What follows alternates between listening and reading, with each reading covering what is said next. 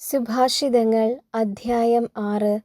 മകനെ, നീ അയൽക്കാരനു വേണ്ടി ജാമ്യം നിൽക്കുകയോ അന്യനു വേണ്ടി വാക്കുകൊടുക്കുകയോ ചെയ്തിട്ടുണ്ടോ? നീ നിന്റെ സംസാരത്താൽ കുരുക്കിലാവുകയോ വാക്കുകളാൽ കുടുങ്ങിപ്പോവുകയോ ചെയ്തിട്ടുണ്ടോ? എങ്കിൽ മകനെ, നീ അയൽക്കാരൻ്റെ പിടിയിൽപ്പെട്ടിരിക്കുന്നതുകൊണ്ട് രക്ഷപ്പെടാൻ ഇങ്ങനെ ചെയ്യുക. ഉടനെ ചെന്ന് അയൽക്കാരനോട് നിർബന്ധമായി അപേക്ഷിക്കുക.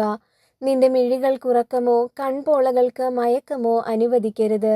വേട്ടക്കാരനിൽ നിന്ന് മാനിനെപ്പോലെയും പക്ഷിയെപ്പോലെയും രക്ഷപ്പെട്ടുകൊള്ളുക. മടിയനായ മനുഷ്യ, എറുമ്പിൻ്റെ പ്രവൃത്തി കണ്ട് വിവേകിയാവുക. മേലാളനോ കാര്യസ്ഥനോ രാജാവോ ഇല്ലാതെ അത് വേനൽക്കാലത്ത് കലവറയൊരുക്കി കൊയ്ത്തുകാലത്ത് ഭക്ഷണം ശേഖരിച്ചു വയ്ക്കുന്നു.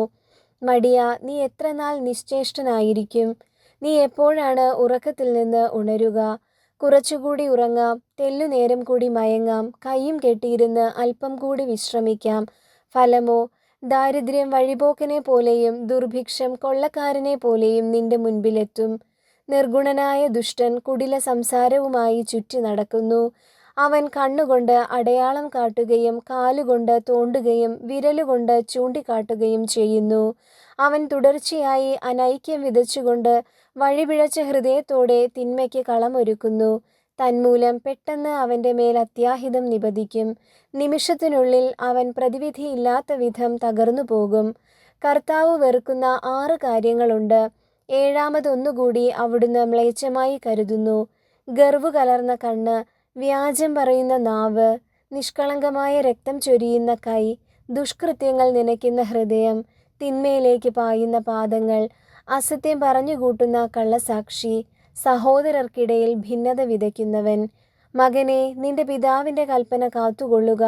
മാതാവിൻ്റെ ഉപദേശം നിരസിക്കുകയുമരുത്.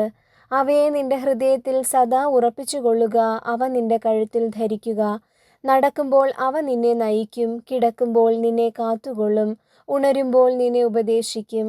എന്തെന്നാൽ കൽപ്പന ദീപവും ഉപദേശം പ്രകാശവുമാണ്. ശിക്ഷണത്തിൻ്റെ ശാസനകളാകട്ടെ ജീവൻ്റെ മാർഗവും. അവ ദുഷിച്ച സ്ത്രീയിൽ നിന്ന്, സ്വൈരിണിയുടെ മൃദുല ഭാഷണത്തിൽ നിന്ന് നിന്നെ കാത്തു സൂക്ഷിക്കുന്നു.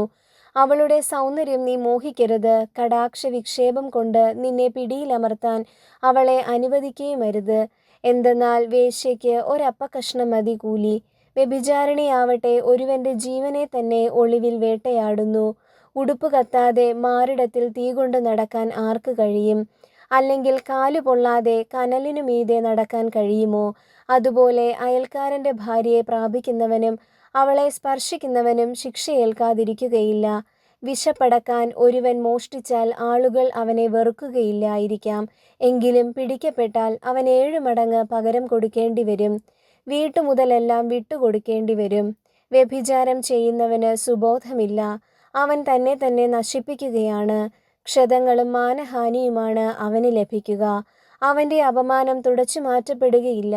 എന്തെന്നാൽ അസൂയ പുരുഷനെ കോപാകുലനാക്കുന്നു. പ്രതികാരം ചെയ്യുമ്പോൾ അവൻ ദാക്ഷിണ്യം കാട്ടുകയില്ല.